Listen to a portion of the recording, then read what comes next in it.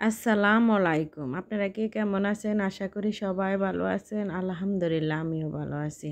আজকে আমি কাঁকরোল ভাজবো। আমি কাঁকরোলটাকে লম্বা লম্বা করে পিস করে লবণ আর হলুদ দিয়ে মেখে কাঁকরোলটা আমি ভেজে নেব।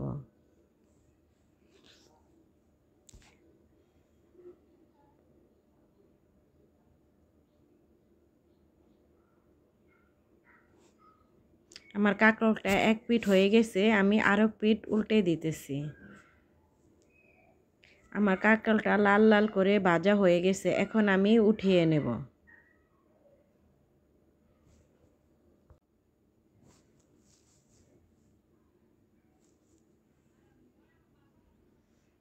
এখন আমি আলুটাও কাঁকরোলের মতো ভেজে নিব লাল লাল করে।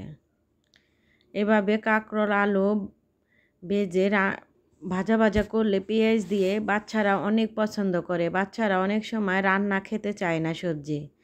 এভাবে ভাজা পেঁয়াজ দিয়ে সুন্দর করে লাল লাল করে ভেজে দিলে বাচ্চারা সুন্দর করে নিজের হাতে খেতে পারে। বাচ্চারা তো ঝোলের তরকারি পছন্দই করে না।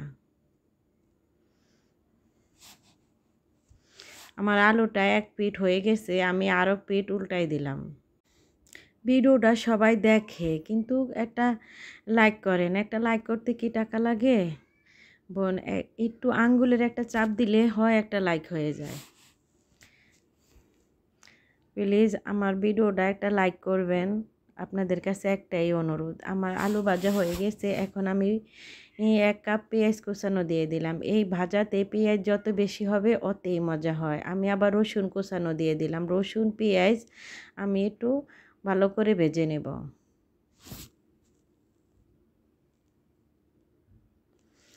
আমার পেঁয়াজটা একটু ভাজা হয়ে গেছে, আমি এখন কাঁচামরিচ দিয়ে দিলাম। কাঁচামরিচটাও সুন্দর করে আমি ভেজে নেব।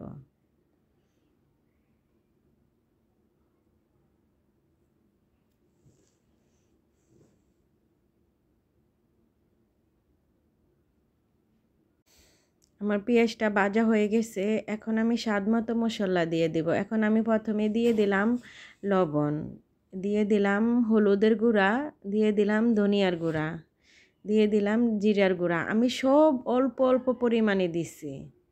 এটা দেখে বোঝা যায় যে আমি চামিচে কটুক উঠাইছি। ভাজাতে তো অত মশলা দেওয়া যায় না। দিয়ে এখন আমি লাল লাল করে ভেজে নেব।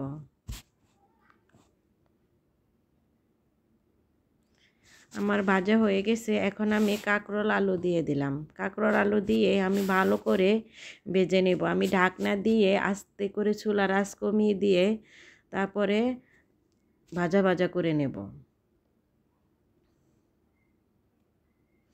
এটা যে এত মজা, এত টেস্ট হয়, আপনারা, আমার অনুরোধ রইল একবার আমি যেভাবে বানাইছি এইভাবে একবার হলো বানাই খাবেন। আমি বিলাতি ধনেপাতা দেই নাই, জিরার গুঁড়া দিছি, তাই আমি বিলাতি ধনেপাতা দেই না।